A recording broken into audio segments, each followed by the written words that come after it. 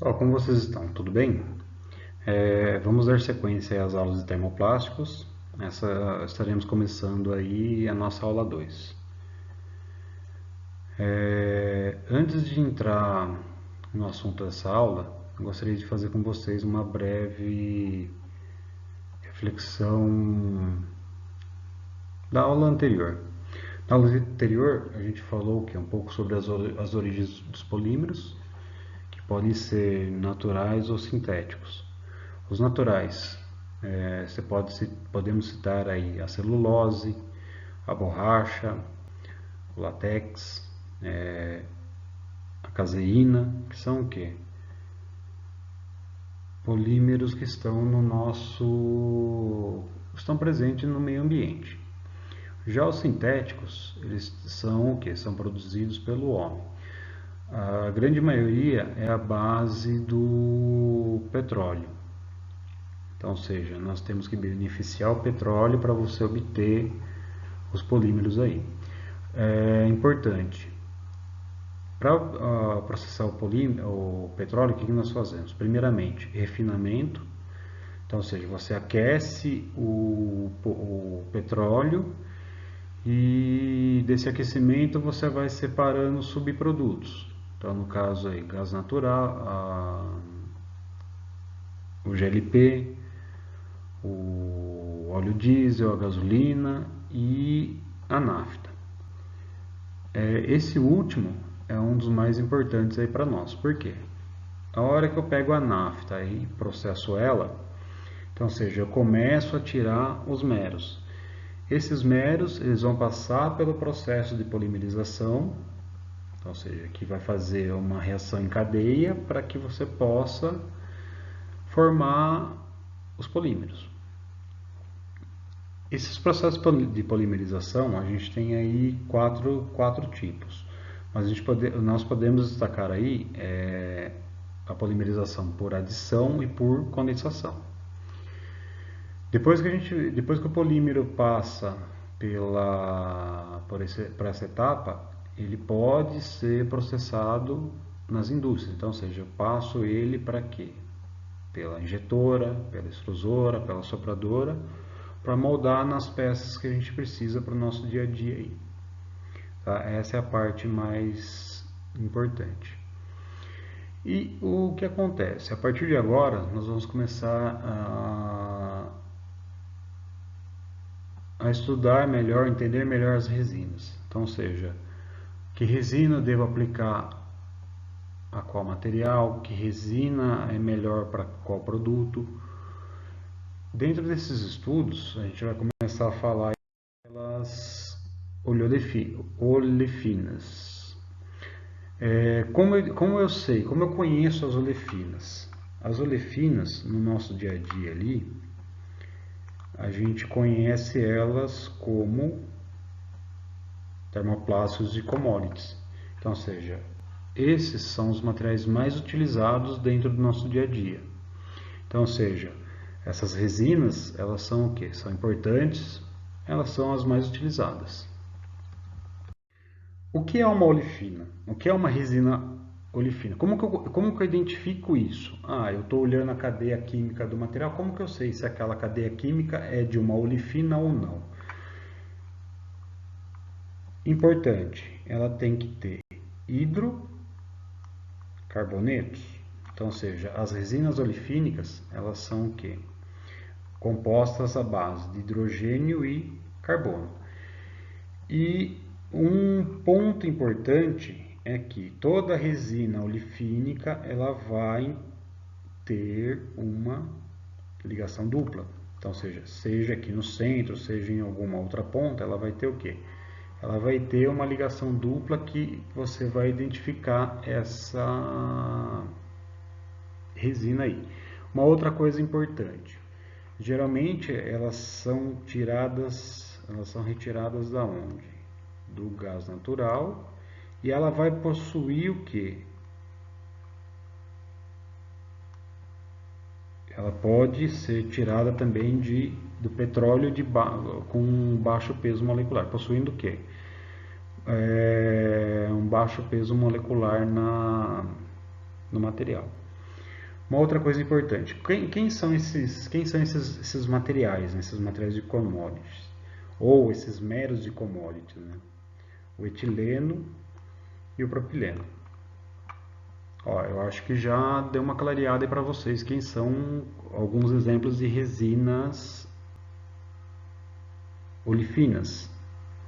Será que vocês já lembram de alguma coisa aí? Esses nomes aí, ó. Etileno, propileno, lembra alguma coisa para vocês? Ou seja, quais são as principais características das poliolefinas? Ela pode ser com relação a processamento. Ela pode virar filmes, folhas transparentes, garrafas, recipientes e fibra de carpetes. Por que eu consigo transformar essas resinas poliolifinas em esses produtos? Aí entra o que? As características dessas resinas. Então, ou seja, de acordo com a característica, você tem uma aplicação específica. Então, ou seja, o que me garante, ou seja, que características poliolifinas têm que me permitem essas aplicações aqui em cima. Então, aqui, ó, flexibilidade, então, ou seja, você consegue ter elementos flexíveis que você pode dobrar, que você pode moldar. Elas são fáceis de processar e têm boa resistência ao impacto. Além disso, o que acontece? Além de eu ter flexibilidade, ser fácil de processar e ter uma boa resistência ao impacto, elas apresentam o que? Resistência UV. Então, ou seja, elas são resistentes aos raios solares aí. Então, ou seja, o que a gente tem? A gente consegue ter uma vasta aplicação de acordo com as características. Então, ou seja, por exemplo, frascos para água, você pode usar o que? Para diversas aplicações aí essa resina. Uma outra questão, onde que eu aplico essas resinas? Então, ou seja, segmento automotivo, fios e transformar elas em fios e aplicação sobre cabos, filmes plásticos. Eu posso utilizar essas poliolifinas para modificar outros materiais, então, ou seja, para melhorar outros materiais. Posso também usar para embalagem, então, ou seja, aqueles filmes stretch que as empresas usam para segurar pallets. Posso usar o que? Indústria alimentícia, para-choque automotivo. Então, ou seja, eu tenho uma grande gama de aplicações aí. Então, ou seja, dentro das poliolefinas, lembra que eu falei lá atrás do etileno e do propileno? Isso aí lembra alguma coisa para vocês? Então, ó, polietileno. Aqui a gente tem o que? O polietileno de alta. Então, ou seja, qual é a característica dessa resina? Como que eu sei? O que ela apresenta? Então, ou seja, ela é transparente, ela pode ter o que? Ela pode ser transparente ou opaca. Então, ou seja, de acordo com a forma que você polimeriza, você pode ter esses dois aspectos físicos. Uma outra coisa, se eu for tocar na resina, eu consigo perceber que ela parece com uma cera. Então, ou seja, ela é lisa, parecendo uma cera ali. Então, ou seja, isso é uma forma de você identificar visualmente e pelo tato. Uma outra coisa importante, no produto acabado, que característica, que propriedade o meu produto acabado feito com essa resina tem? Então, ou seja, dureza superficial, elevada rigidez, resistente à ebulição. Então, ou seja, são características que o meu material moldado vai ter. Então, quando a gente fala ali dureza superficial, ele resiste a riscos Então, por exemplo, se você, por algum motivo, o seu material for passar por um risco, então, seja uma embalagem de um material, uma embalagem que vai ser colocada no mercado. A hora que você vai colocar lá na gôndola, você pode ter o risco de riscá-la. Então, nesse caso, não vai aparecer esse risco aí. Eu tenho rigidez, então, seja, ele é um pouco mais duro e ele é estável. Então, ou seja, se ele entrar em contato com ácidos, álcools e alcális, alcális são o que? São substâncias solúveis em água.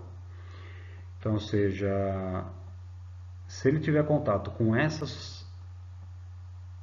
substâncias, ele vai ser estável. Então, ou seja, ele não vai ter deformação, não vai ter alteração da cadeia molecular. E aí, e ao contrário, se ele entrar em contato com o quê? Hidrocarburos clorados, benzina, benzol e carburantes, ele já vai ter o que? Ele vai ter instabilidade na cadeia molecular. Então, isso aí, o que isso significa? Se dentro do seu recipiente você tiver algum tipo desses elementos, ele vai ocorrer a deformação aí da sua embalagem. Então, ou seja, eu não posso trabalhar com esse tipo de materiais aqui, ó. Nessa situação, se eu tiver com isso aqui, eu vou ter problema na embalagem, seu produto final vai se danificar. Uma outra coisa, onde eu aplico o polietileno de alta? Então, ou seja, as recomendações são o quê? Garrafas, recipientes, vasilhas, frascos, sacos, revestimento de fios e cabos, tubos, conduítes, embalagens e brinquedos. Então, ou seja, eu tenho uma grande gama de aplicação aí. Por isso que o polietileno ele é bem utilizado no nosso dia a dia. Agora uns dados importantes aqui. A contração do material. Ele se contrai de 2 a 4% do volume. Então, ou seja, imagine, se você injetar 100 gramas, ele vai contrair aí, ou seja, você vai perder, ele vai ter uma contração de 4%. Então, quer dizer que eu vou ter uma redução do volume em 4% aí. Então, ou seja, você vai perder 4 gramas. Se eu injetar 100 gramas, imagine a situação, o máximo de contração, 4%. Eu vou perder aí 4 gramas. Então, ou seja, ao invés de eu ter um material com peso de 100, eu vou ter um peso menor aí. Ele é um material que exige o quê? Uma secagem prévia. Uma secagem de quanto tempo? De 1 a 1h30, numa temperatura aproximada de 65 graus aí. Isso aí é uma estimativa, tá? Pode ser que dependendo da situação, dependendo do dia, você vai trabalhar com o quê? Com um tempo de secagem maior ou uma temperatura maior na secagem. Então, ou seja, mas é um material que tem que passar por secagem antes. Uma outra coisa importante, temperaturas de transformação. Esses valores anotados aí para vocês são o quê? São referências básicas. Então, ou seja, na zona 1, lembrando, lá perto do funil de abastecimento, ele trabalha o quê? Entre 200 a 220 graus. Zona 2, entre 210 e 270. Zona 3, entre 225 e 320. O bico de injeção, ele varia de 190 a 305. E o molde, a temperatura do molde, ela varia de 100 a 10 graus, de 10 a 100 graus aí. O que acontece? Esses valores são valores de referência. Aí vocês vão me perguntar, professor, mas se eu colocar esse valor, eu pegar, tirar a média da temperatura e colocar na máquina, vai funcionar? Sim, funciona. Mas o que nós temos que levar em conta? Fatores que influenciam nesses valores aí. Então, por exemplo, desgaste de máquina, temperatura ambiente. Então, ou seja, eu tenho outros fatores, lote. Então, ou seja, cada lote de material vai se comportar diferentemente. Então, ou seja, tem outros elementos que vão fazer o quê? Que vão influenciar esse dia a dia de vocês aí. Então o que acontece? Isso é um norte, é um ponto de referência para você partir a produção. Então, por exemplo, eu vou fazer o startup do produto, eu vou lançar o produto. Eu sei que esse produto eu estou trabalhando com tal resina. Então, eu posso trabalhar com o quê? Com esses valores. Mas, o que vale acontecer? Eu preciso me atentar o quê? Se eu tiver uma validação, eu já tenho um outro produto similar a esse que dá para eu ter os parâmetros mais próximos. Então, ou seja, aí você pega e parte com esses valores. E aí você vai ajustando no dia a dia da produção. Então, ou seja, você lança o produto, só que você só vai ter ele refinado, pronto, que é a hora que a produção validar. Então, ou seja, porque quando você faz o startup produto, você ajusta os parâmetros aproximadamente e o valor final que você vai conseguir trabalhar, você vai obter sempre onde? Na hora da produção. Ou na hora final do startup aí.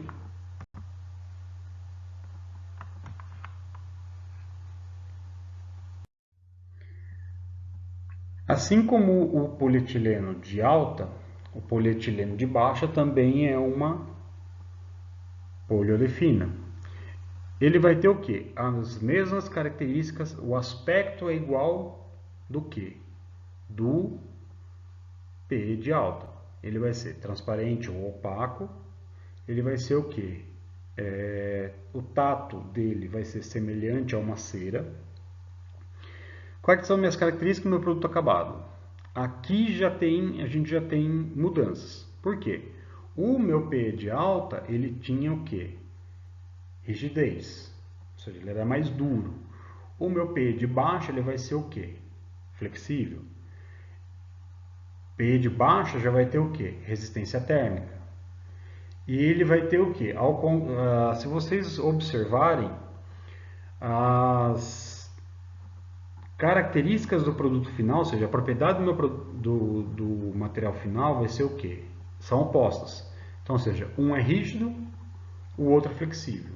Um tem alta dureza superficial, o outro vai ter baixa dureza superficial. Então, ou seja, eles acabam sendo opostos. Com relação à estabilidade, é a mesma aplicação do P de alta, então, ou seja, ele vai ser estável a ácidos, alcális e álcools, e vai ser instável em hidrocarburos, benzol, benzina e carburantes. Então, ou seja, eles têm a mesma situação aí. E aplicação? Recipientes domésticos, então, ou seja, frascos flexíveis, flores artificiais, saquinhos e embalagens. Então, ou seja, são algumas das sugestões aí. Uma outra situação, a contração dele já é um pouco diferente, ela é de 1,5% a 3%. Temperatura de transformação, se vocês observarem, se vocês quiserem voltar ali um pouquinho o vídeo e observar as temperaturas do PE de alta com o do PE de baixa, as do PE de baixa são bem menores. Por quê? Por causa da resistência do material. Então, ou seja, o PE de baixa ele vai ter pouco menos resistência. Então, o que vai acontecer? As temperaturas deles vão ser menores. Aqui é a mesma situação. Esses valores são o quê? São os valores aí como referência para vocês estarem parametrizando a máquina.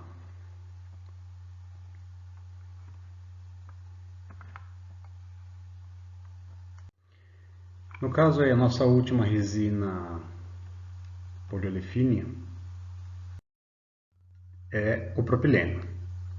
Então, ou seja, questão de aspecto, ele também vai ser transparente e opaco. O produto acabado vai ser o que? Vai apresentar estabilidade dimensional, vai ter resistência ao choque, dureza superficial Ele é esterilizável a 120 graus, então, ou seja, eu posso pegar ele, reaquecer para esterilizar o material.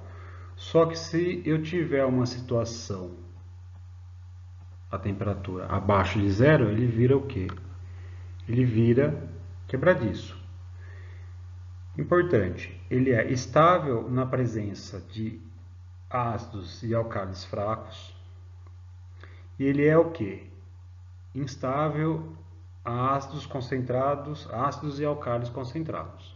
Além disso, ele também é instável em benzol, benzinas e hidrocarburos, assim como o polietileno, né? Quais são as principais aplicações? Frascos, recipientes, vasilhas, capacetes, saltos para sapatos e brinquedos.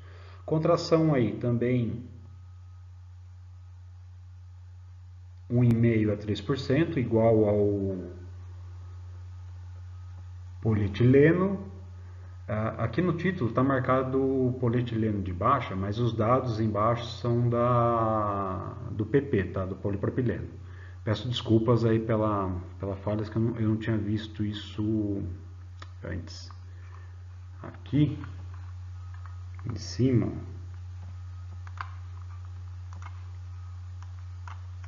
a gente risca e as características do PP mesmo, as aplicações do PP. Contração de moldagem é igual, de 1,5% a 3%.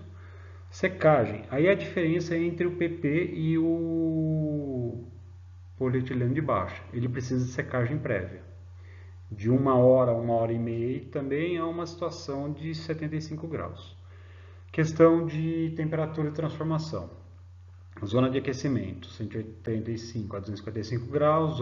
A segunda zona, 210 a 275. Zona 3, 230 a 305. O bico, entre 200 e 205. E o molde, ele já trabalha ali entre 20 e 95 graus. Tá? Aí, essa temperatura do molde, ela vai garantir a eficiência na troca de calor e também o que? A estabilidade dimensional. Uma coisa importante, na aula de hoje a gente conheceu um pouco dessas resinas olefinas, que basicamente são o que? Os P's e o PP. Então, ou seja, aí você vai falar, professor, mas não era mais fácil até falar do PE e PP. Mas é o nome técnico da resina aí. Nessa aula a gente vai trabalhar aí esse elemento. Eu deixo aí para vocês como atividade de fixação a pesquisa sobre as aplicações desses materiais. Por quê? Nós vimos aí na videoaula algumas aplicações. Por exemplo, será que todas se mantêm? Eu só aplico nessa situação? Ou será que eu tenho mais aplicações dessas resinas? Então, ou seja, eu quero que vocês dêem uma pesquisadinha nesse tema aí. Então, até a próxima aula e obrigado pela atenção.